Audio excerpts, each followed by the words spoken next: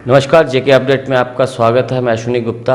आज हम बात करेंगे कंजेनाइटल हार्ट डिजीज़। आज world congenital heart disease day है और आपको बता दें कि ये एक प्रकार के जो है बच्चों में जो जन्मजात हृदय के रोग होते हैं उनका आज जो एक किस्म से ये दिन मनाया जाता है। इसे लेकर हमारे साथ बात करने के लिए मौजूद है मेदांता मेडिसिटी गुड़गांव के डॉक्टर अमित मिश्री जी, जो कि सहयोग वंश आज जम्मू में ही मौजूद हैं। तो हम इनसे बात करेंगे। डॉक्टर साहब, जेके अपडेट में आपका स्वागत है। नमस्कार, धन्यवाद। डॉक्टर साहब, ये बताएं कि ये कंजेनिटल हार्ट डिजीज़ है क्या चीज़?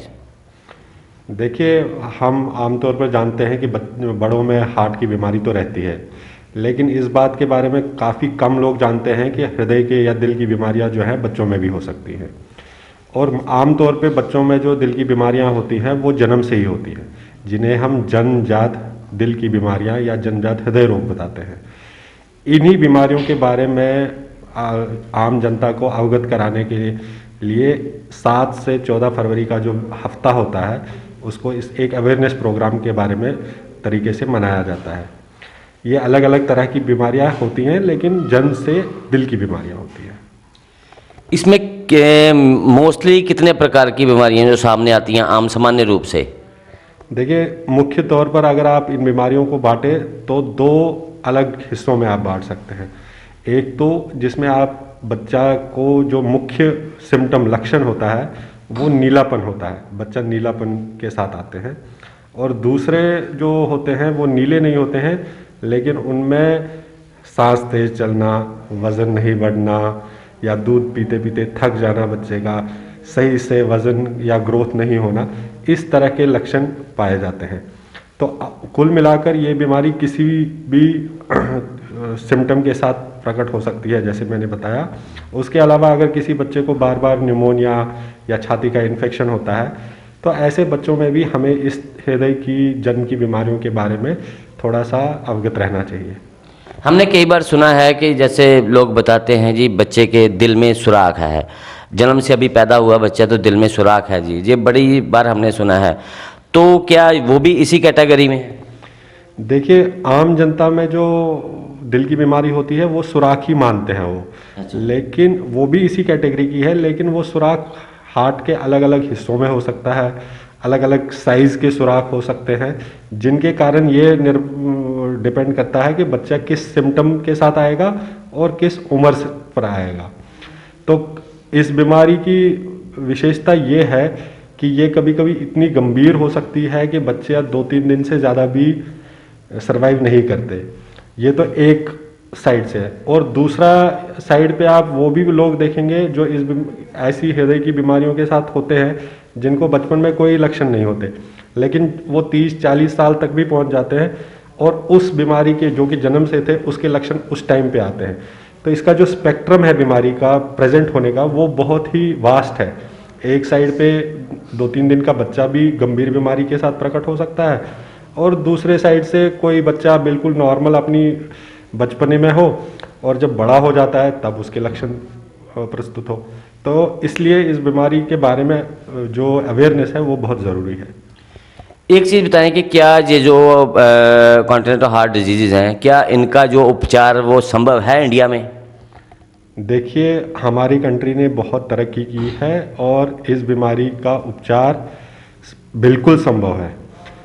इसका बीमारी का इलाज पहले तो अगर कुछ बीमारियां ऐसी हैं जिनका दवाइयों से ही उपचार होता है, अगर कुछ बीमारियां ऐसी होती है जिनमें ऑपरेशन करना पड़ता है, और अब टेक्निक इतनी बढ़िया हो गई है कि बहुत सारी बीमारियां जो जन्म की दिल की होती हैं उनको बिना ऑपरेशन ही एंजियोग्राफी के द्वारा, जैसे आप देखते हैं बड़ों में स्टेंट डालते हैं या ऐसे करते हैं, वैसे ही जांघ की एक नस से जाकर हार्ट तक पहुंच के उन सुराखों को बिना ऑपरेशन के बटन डाल के या छतरी जिसे बोलते हैं छतरी डाल के बंद किया जा सकता है। तो उपचार संभव है, लेकिन इम्पॉर्टेंट ये है कि जो बीमारी है उसका सही समय पे पता चले और सही समय पे उसका इलाज हो।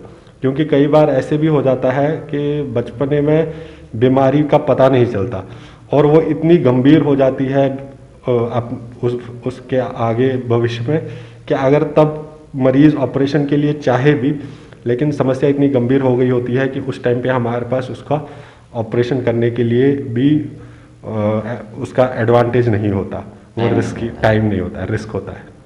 एक चीज़ डॉक्टर साहब और बताएं कि मोस्टली कहा जाता है कि इस तरह की जो बीमारियां होती हैं वो उनका उपचार बहुत महंगा होता है, तो क्या ये भी उसी कैटेगरी में आती हैं?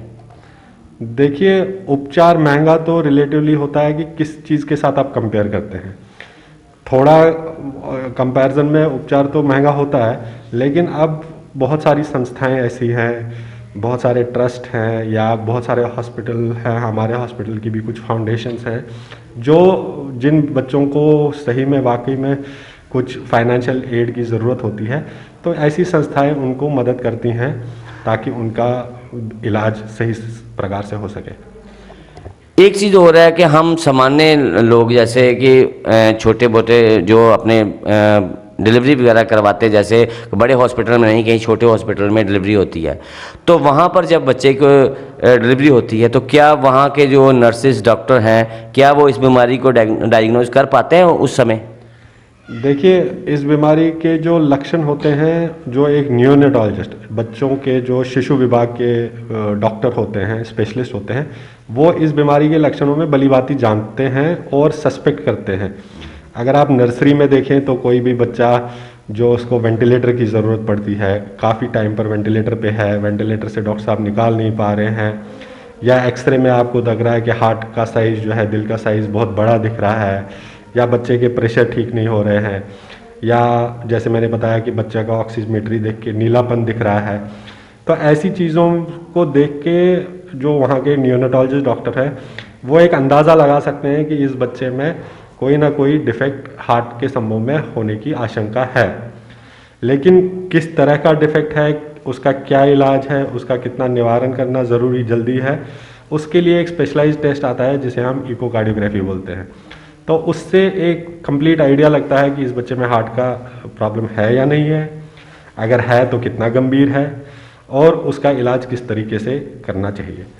तो क्या जम्मू में भी ये ऐसा उपचार संभव है अभी?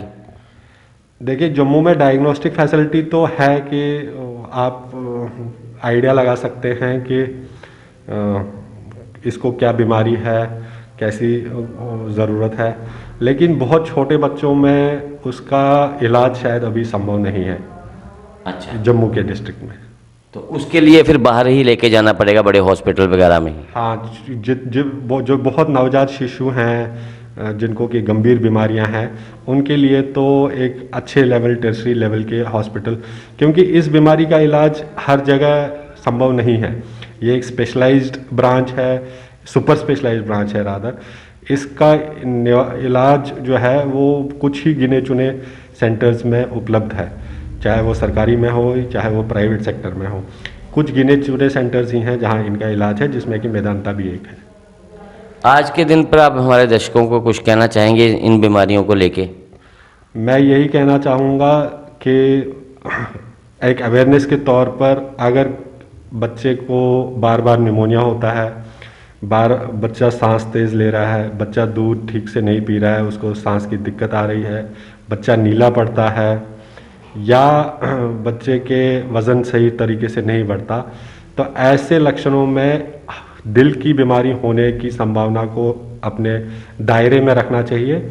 और अगर ऐसी कोई चीज़ है तो उसका तुरंत से तुरंत कम से कम डायग्नोस करना चाहिए कि उसका सही समय पे डायग्नोस हो और उस सही तरीके से उसका उपचार हो। इम्पॉर्टेंट ये है कि अगर आपने इस बीमारी को सही समय पे डायग्नोस किया और उसका सही समय पे इलाज किया तो एक बच्चा एक नॉर्मल व्यक्ति की तरह अपनी ज़िंदगी जी सकता है। तो ये हैं डॉक्टर अमित मिश्री जी, जिन्होंने बताया कि जो बच्चों में दिल की बीमारियां होती हैं, जो हार्ट के किसी प्रकार की भी कोई बीमारियां होती हैं, उनका सही समय पर पता चलना सबसे पहले ज़रूरी है।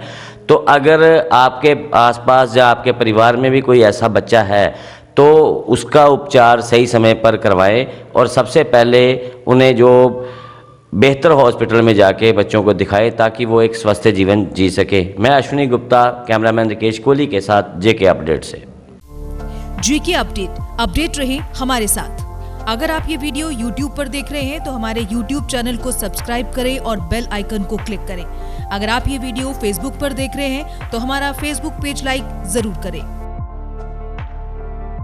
For advertisement, please contact 705-109-1811.